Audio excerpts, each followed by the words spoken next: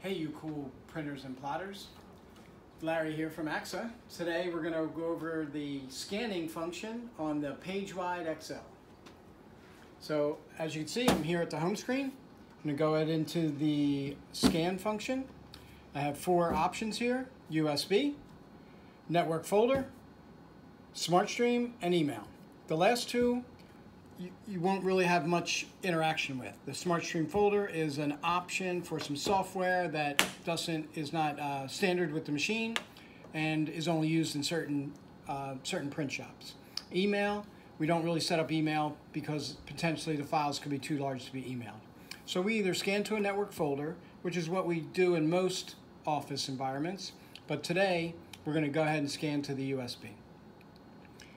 They all look exactly the same after we go into this feature. Over here on the left, you can see that it has the presets. We have black and white lines, meaning that the original that you're starting with is black and white, or color lines. It's a color construction document. Mixed content would be more of a map or such, and then an image, of course, full-blown picture. We're getting ready to scan, something high resolution. So for today's purposes, we're just going to go into color lines. Inside color lines, you have a number of options here as well. The size, the machine will automatically take note of the size of the original. The resolution has many different options, from 200 to 1200. However, when doing large format scanning, we don't recommend using anything larger than 300 dpi, because, as I said, potentially you could make a file too big to really be manageable on your desktop. For today's purpose, we're just going to use a 200 dpi, which is fine in most cases. And then we're going to have we're going to look into these more settings. Other things that you can do, which may or may not be necessary when you scan a large format document.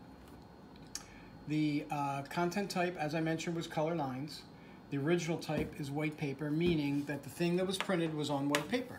However, what we find in the construction world is that a lot of times people have old ammonia blueprints, yellow backgrounds, something like this, which is very, very common in older jobs and something that still exists today.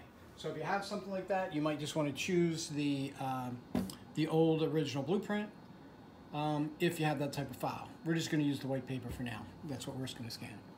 Auto Release Original is not turned on. I'll show you that in a minute. As I mentioned, the input size is automatic. Resolution we already talked about. Inside here are the contrast controls. You can remove some of the background and enhance the black a little bit if you have an older file that might need that because of fading or a lot of background on the sheet. Not going to be an issue for today. We're just going to leave it in its preset numbers. We have an opportunity to make a single PDF per sheet, but of course we could make a multi-page PDF, 4 or 5, many different sheets, but one PDF file when we're done, which is what we're going to do today.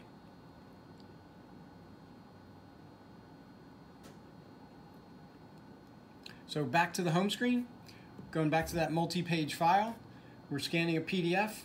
We're going to make it a multi-page PDF file, 200 dpi, color lines.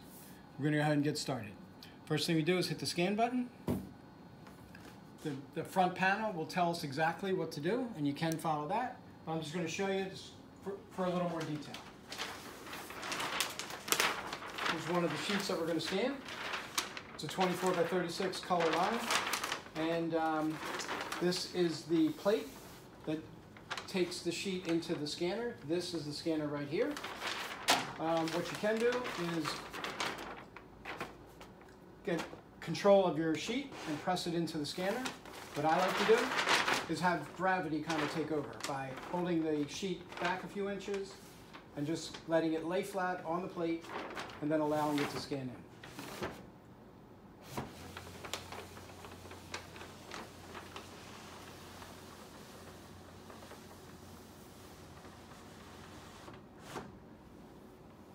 So this sheet is scanned. and it's not ready to come out of the machine yet, that was that auto release that we talked about. You have two options at this point. You can go ahead and put the next sheet in, which would release this paper, or there's a button right here for actually releasing the page. It releases it, doesn't drop it on the floor, so you can pull it out easily and then return it to wherever you're putting your originals. The next sheet, which is the same size, a different sheet but the same size, you can opt to scan these in the other way if you so choose. However, keep in mind that whatever way you scan it, that's how it's going to show up in Adobe Acrobat or whatever program you're using. So this one, I'm going to go ahead and scan this one this way.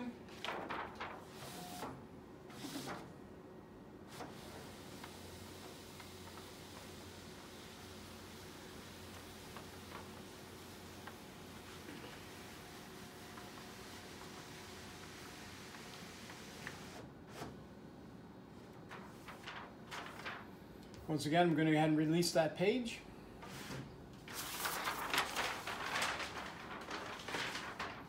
And right here, as you can see, there's a thumbnail of what we scanned. This one is in that portrait orientation. We're done our scanning for today. Those two sheets, we're going to go ahead and finish and save. And that is indicating that it is actually sending those files from the hard drive on the machine to your network file folder. That's it for today. Thank you, and see you next time.